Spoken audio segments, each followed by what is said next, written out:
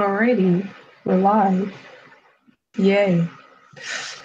Grand. I Alright, guess buddy. we'll start where we usually do with Bartelo's question. So, I need to pull it up. My apologies. Alright, dude. So, let's connect it with nature. Romantics believed in the spiritual healing and power of nature. I think that's kind of evident throughout this text, like all the time, because it always feels as though Victor is trying to use nature to escape from his problems. Like whenever he tends to get stressed out or something, he'll go on a walk. Like in that one example in chapter 6 with Henry when he went on a walk and he kind of uses walks to clear his mind so he can absorb the scenery and it can help calm and heal him. So I think that's one of the things that's always used as a means of healing. Yeah, the only two, like, I guess good, not like I separated it from like good and evil, but the two like good points that I have are when Victor is going through nature trying to like heal himself from the consequences of like studying natural philosophy. On page 71, there's like a quote for this. Just tell me when you guys get there. I'm on page 71. Okay. I'm almost there. Okay. Okay. It's in the beginning of the, I guess you would say second passage, like right there. Mm-hmm. We passed a fortnight in these perambulations. My Most health likely. and spirit, yeah, my health and spirit had long been restored, and they gained additional strength from the salubrious air I breathe. Salubrious? Continue. Yeah. The natural incidents of our progress and the conversation of my friend. So, like, kind of like that showed how, oh gosh, that quote showed how like, going through the tour of Germany kind of helped him heal himself from everything that happened to him while he was studying natural philosophy, which resulted in all these like negative events happening to him.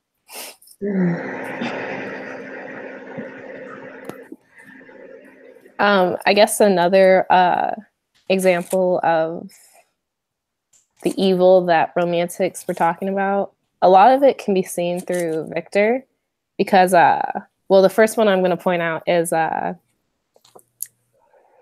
instead of society making him evil, it is rather society's curiosity and understanding the world. Natural philosophy and Frankenstein is actually the study of laws of nature, which I looked up today because I didn't realize that until today when like I felt like natural philosophy was kind of like starting all these bad events that were happening in Frankenstein. So like I looked it up and it was actually like the study of the laws of nature. So it's kind of like society's curiosity about that and nature. It's disrupting nature, which is resulting in all like these bad things like Frankenstein killing William and framing Justine. I think that might tie into like the second part of the question where she talks about society, about people, like romantic writers believe that people were essentially good and that evil was created by society. Mm-hmm. Do you say that too much knowledge is what's creating evil in society? Because like the whole sense and idea of ignorance is bliss, but when you go too far into knowledge and the pursuit of knowledge, evil can be born through it. For example, Frankenstein's monster. I feel like both curiosity and knowledge kind of like clash heads and just cause like a disruption of like the piece. Because it's like when you get over, like you said, when you get like overly curious about something, like it can often lead to like a negative impact. I would also have to agree because when I was reading the question, the philosophy of romanticism I didn't really understand it because if all people are good, then how is society bad? Because society is like just people. So I just assumed it was like society's curiosity for knowledge and that that curiosity was kind of tapped through natural philosophy. Which is kind of like, oh, go ahead. Sorry, no, that's fine. You sure? Yeah. I was gonna say, like, it kind of reminded me of like what I said. Ooh, I lost it. Go ahead. I lost it just now. Go ahead. I'll get it back. I was gonna say, like, an example of like people being good and then like society kind of turning them evil was Elizabeth when she witnessed Justine's execution. She kind of just lost her innocence and made her negative towards the world when she before was a model of innocence and like pure good. Mm-hmm. So I just assumed that society's like judicial system and like how corrupt it was, because they forced Justine to make that confession even though she didn't do it. It was kind of like all those like negative factors from society made her an evil, well, not necessarily evil, but like a negative person. Yeah, I see what you're saying. Nah, I got it back. I was gonna say how it reminded me of a point I made in the previous one, where Victor's like curiosity could possibly lead to like his potential death, which is how like society ends up evil because they create these monstrosities that kind of like I said, disrupt society. That's what I was gonna say. Well, sorry. I'm sorry, but I just have a question for you, Emily, because you were talking about the court system and then being corrupt. Do you think that Mary Shelley is kind of like jabbing at society's ways a little bit in that sense? I don't know if she was a very political person. That wasn't like in my research when I was studying her. But it could be. It could possibly be that, because I think her mom she wrote a lot of politically like a lot of political stories that kind of like took jabs at like certain things. So I think maybe that rubbed off on her, and maybe she was taking like a slight jab, because maybe it wasn't towards like just the judicial system. Maybe it was towards like society and how corrupt it was. I have another point to bring up about people being bad, like, and whatnot. Like, I feel like a little bit I kind of want to argue a little slightly against romanticism because they always praise nature and whatnot.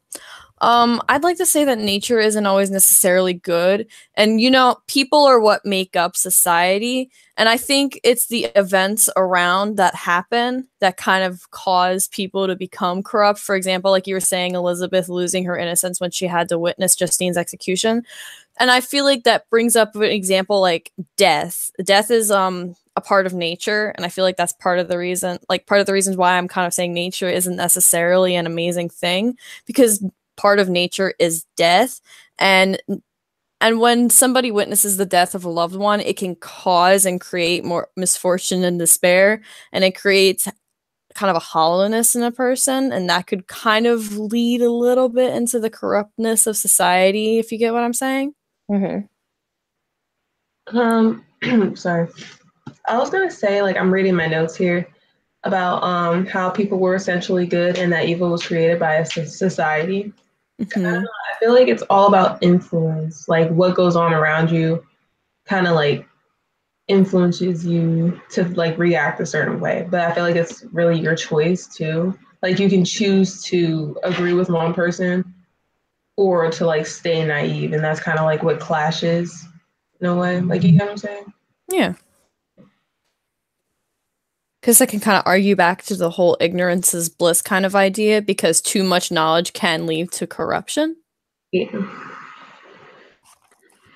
I could also see it being like a position of power leads to corruption, because Victor's like position as a creator of this monster, it kind of led him to believe that the monster was going to be a certain thing, but it turned out it wasn't. He didn't like it because it was ugly, which kind of corrupted Victor and then corrupted the monster. think that ties a little bit into changing the subject to Victor's characterization. Because like you said, like he had this, like as he was in the pursuit of knowledge, he had this hope and this desire, and he was always with positivity. But once he created this monster with like too much knowledge and what we were saying, it kind of corrupted him. And not necessarily in the sense where he wanted to necessarily cause evil upon others. I think it kind of more or less made him a coward. And he's continuously using everything around him as a means of escapism. Like one prime example I noticed was in chapter 6. He started studying other literature instead of facing his problems when it came to science. Like he was saying, like, what are some of the pages that happened?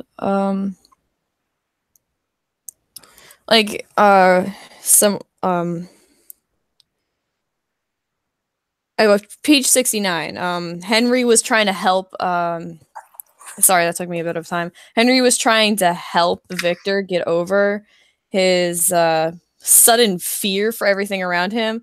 He had also changed my apartment, for he perceived that I had acquired a dislike for the room which had previously been my laboratory. And whenever he talked to the professors and was like, "Oh, you did so good," he was kind of in fear and whatnot.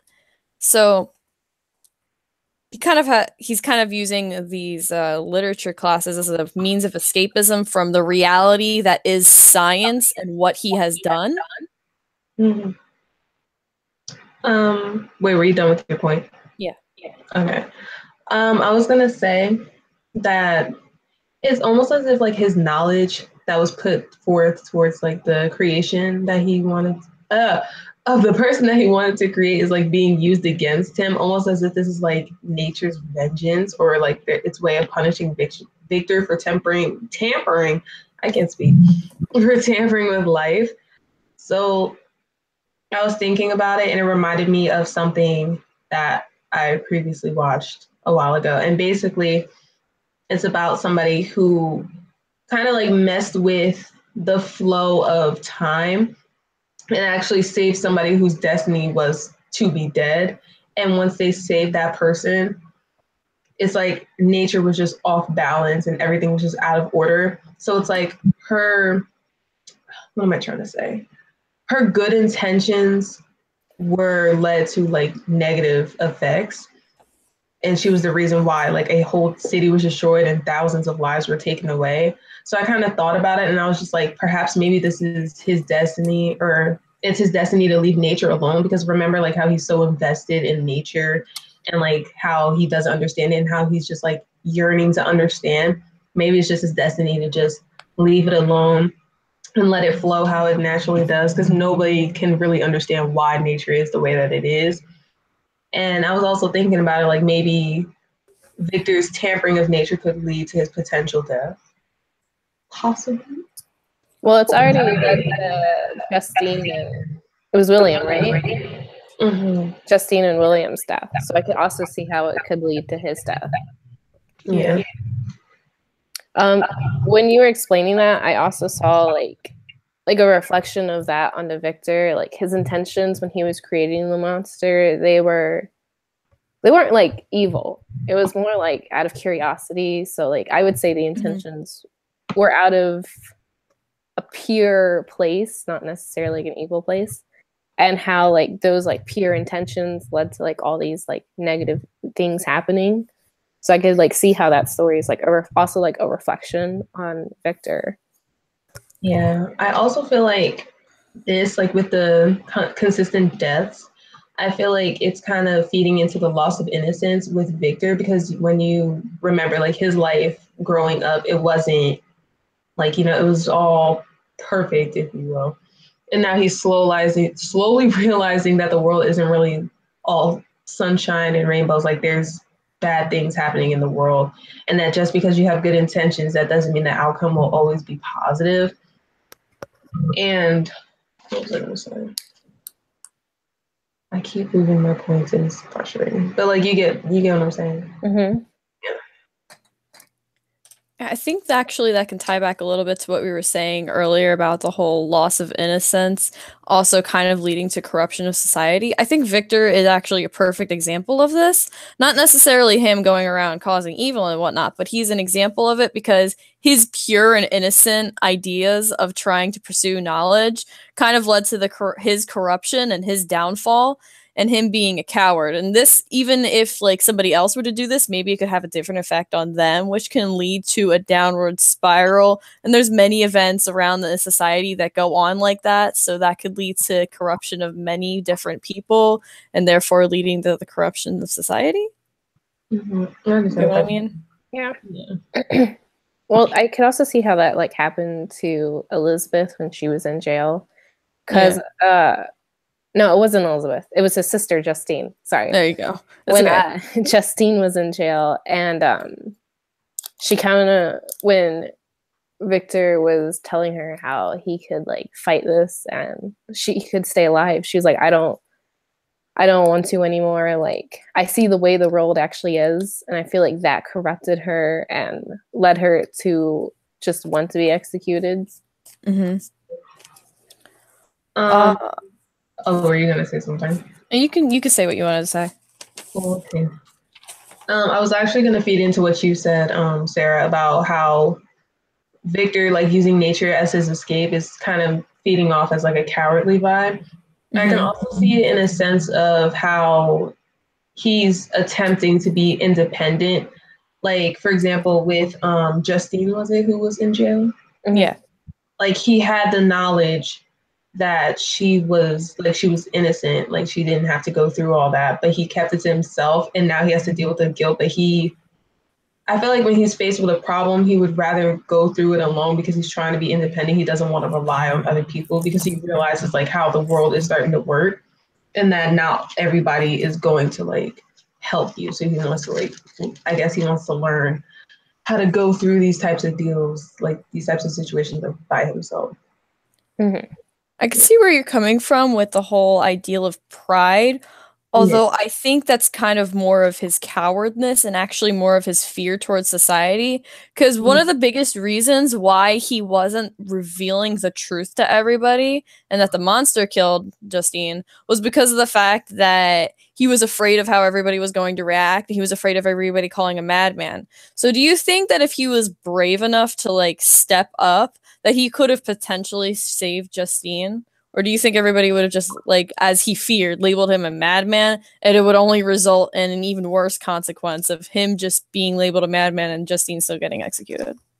I feel like it would definitely have more of a negative impact on him. And I don't know about Justine, though, because if he proved Justine innocent, don't you think, like, they would have let her go? Or is that, like, not how it works in this time period? Well, if he proved Justine innocent, he would have been the one being executed, I think. But even though he actually said in chapter 8 that he would have been more than willing to take up the plate and die himself for Justine, just so Justine didn't have to die, it was just only his fear that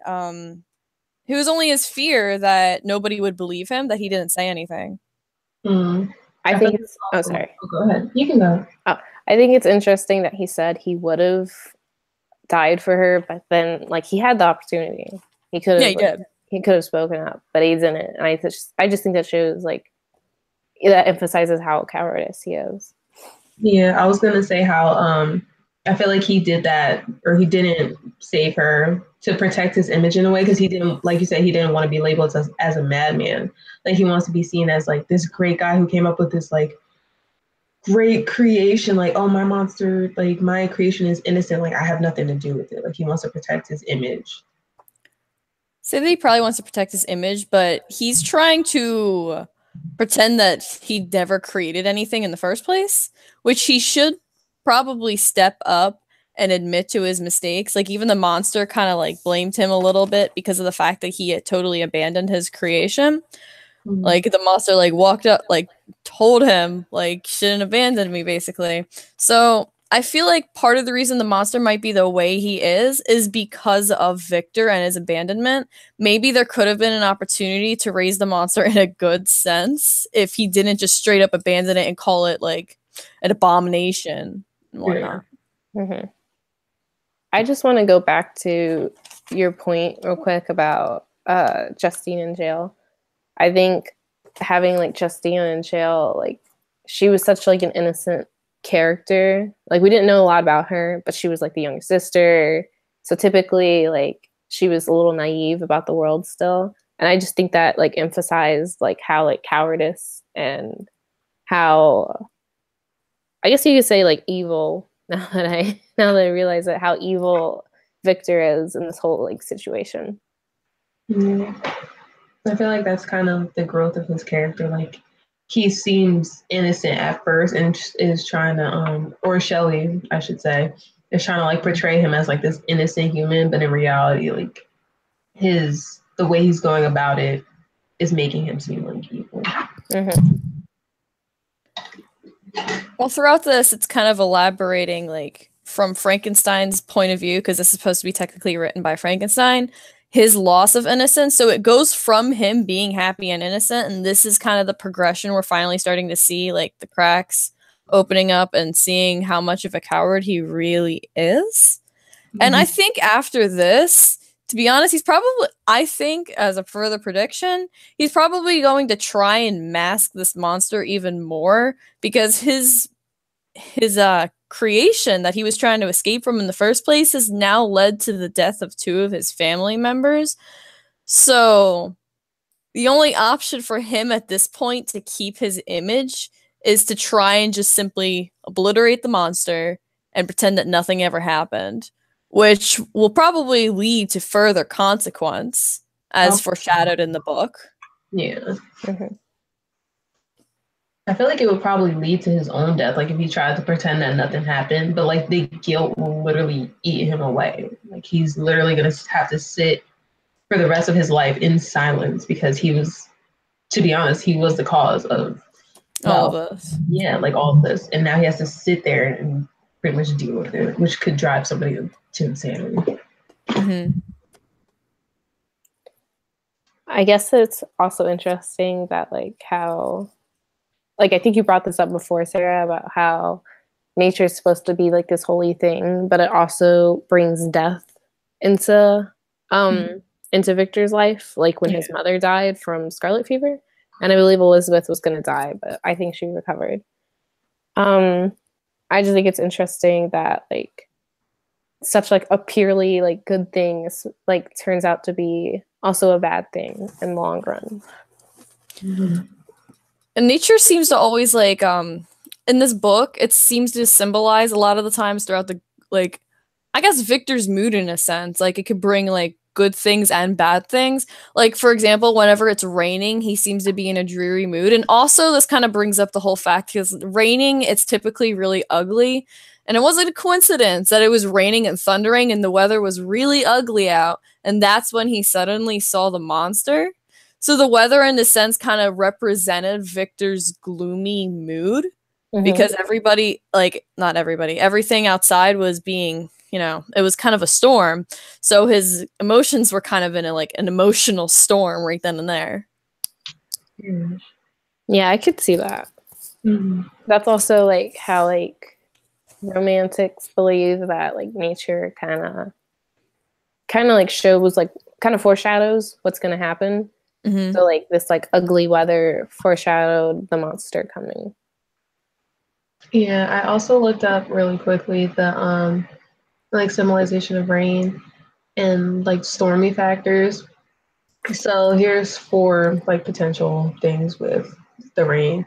It says rain might be simply a plot device, the emotional or spiritual emotional cleansing or healing, a character's drowning with despair, and the rain is acting like a metaphor for like their emotions, like their negative emotions, and it also represents a new life, new beginning, and a new outlook.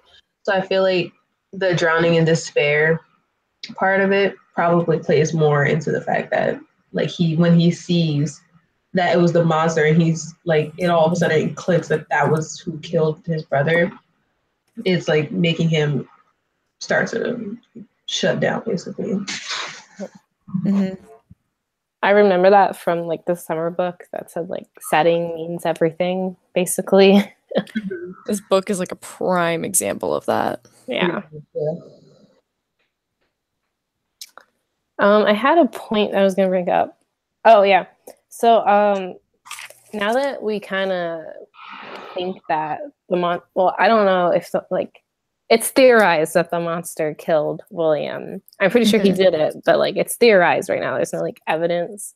Yeah. But I kind of think it's interesting how like both the monster and Victor now kind of reflect each other, and how Victor like abandoned the monster and now the monster is taking revenge on Victor. Could you elaborate a little bit more on that? Like they were both corrupted by each other's behavior, which were in the end by society.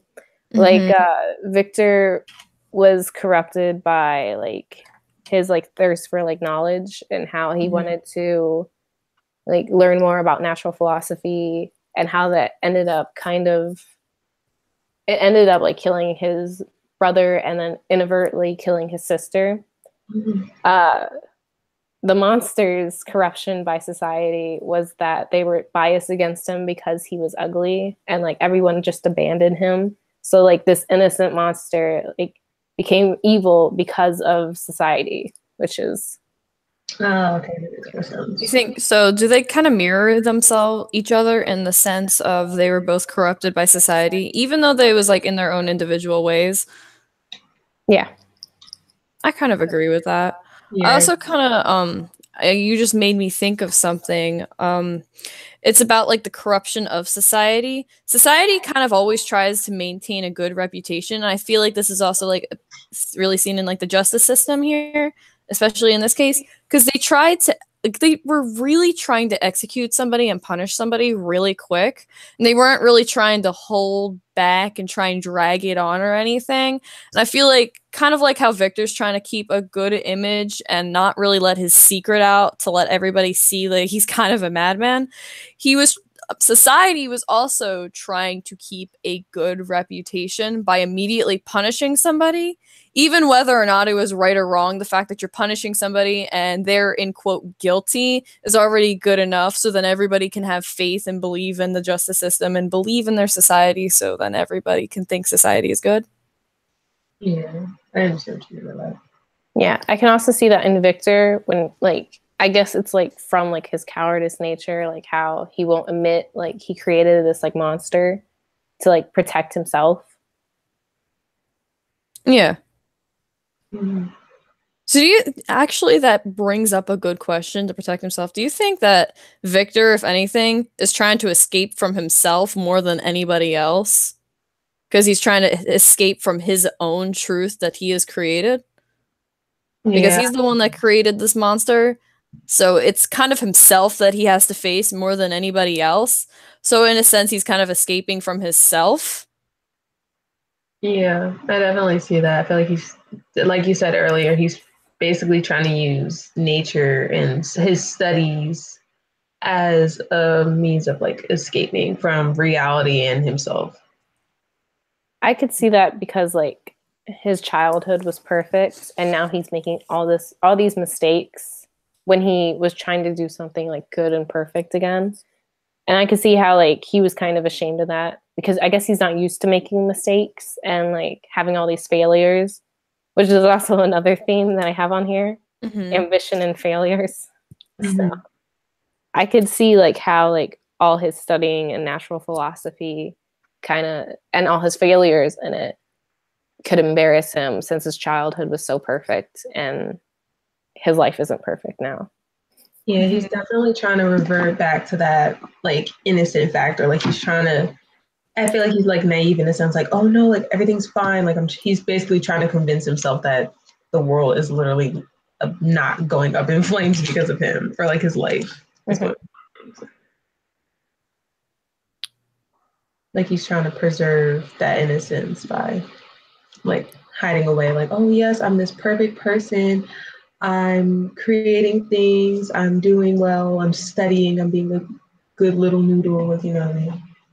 Like It's oh, nothing. it's interesting how when he tries to preserve his own innocence, that he kind of like steals other people's as well. Like he stole like Justine's by not telling anyone that the monster actually killed William. He stole the monsters because he abandoned him. Mm-hmm. And I could also see how he stole William's because William died. But we don't really know a lot about him. Could you also say he stole Elizabeth's as well? Definitely. Because he was indirectly the reason why Justine has died. And William too. So Elizabeth is utterly destroyed. Correct me if I'm wrong. Elizabeth is the significant other in this story, right? Yeah. Okay. Just want to make sure. Well, I'm not so sure if it's like significant other, but like they're like cousins, I believe, in this story. She was adopted. Oh. Then again, like significant others during this time period, it was a little bit more common to be married to them. But okay. Yeah, I thought they were married. Yeah. Yeah, they may have been married. Because I was gonna say, like, it's crazy how he's like stealing the innocence from like loved ones. Mm-hmm. But I didn't know. I forgot it. That was like his wife or his girlfriend, or it slipped my mind. Yeah, that's okay. Crap, I forgot what I was gonna bring up.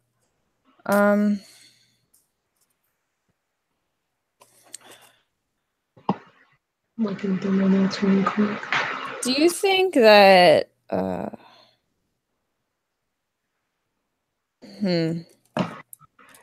just a slightly random question. Because remember before how his health was kind of spiraling out of control due to the fact that he was becoming, like, he was distancing himself and he was isolating himself more and more? Mm-hmm. Just like a question out of curiosity, do you think he'll try and isolate himself even further and his health will deteriorate even more and like even Henry won't be able to help at that point? Definitely, I can see that. I don't know how, well, maybe. I could see how he would isolate himself more. I don't know how Henry couldn't help him, because I feel like Henry's there to be a foil character to like be like the good in the world. Yeah. So I could see Henry trying to help him even if his health is at its worst. I could agree with Henry trying to help him and being a foil, because I feel like the two kind of are an opposite to each other, because Henry is an embodiment of positivity and good health, and he's continuously always bringing the best out of Victor, despite Victor kind of being the embodiment of the opposite of being obsession, like being obsessive and too narrow-minded and ill health. But there might eventually become a point where even Henry won't be able to help him there. Do you think that were you gonna say something? No, continue. Do you think that that Victor has the potential to take away Henry's innocence at some point? Yeah. I do think so. I could say that. I finally remembered what I was going to say. I think one of the reasons why Victor isn't able to rebound back from this is because of his childhood.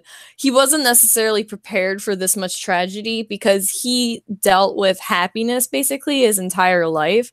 So him becoming so narrow-minded and obsessed on one goal, he wasn't prepared for all of the consequences, because at that point, his whole life narrowed on his studies. So since his studies kind of fell apart on him, his life quite literally fell apart on him. And now it's kind of just him resorting to being a coward at this point, due to the fact that his life literally crumbled around him because he wasn't prepared for this type of situation. So do you think that if he was more prepared, he would be more willing to fess up the truth? Yeah, I was gonna ask a question, like, do you think maybe it could be his parents' fault of like how they brought him up. Maybe they were trying to shield him from the truth. Like I know we don't really have much knowledge on them, but I'm just like a theory. I don't think it was necessarily like his parents' fault. I think every parent wants like the best for their kid. Yeah.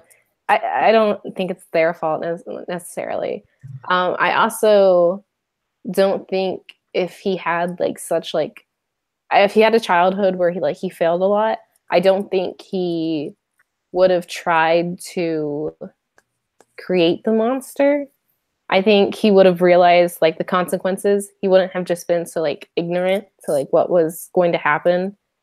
I think he would have like thought about it and understood what would happen, and he wouldn't have done it. Yeah, I think in that sense, ignorance really isn't bliss then, because once you finally realize something, your ignorance prevents you from being able to take the right course of action, and you'll be unprepared, and it kind of can lead to your downfall and corruption. Mm-hmm. How much time do we have? Like, I think how much have we taken up? Yeah, we made it past the limit because we started at 9:30, no, 8:33, and it's currently 9:09.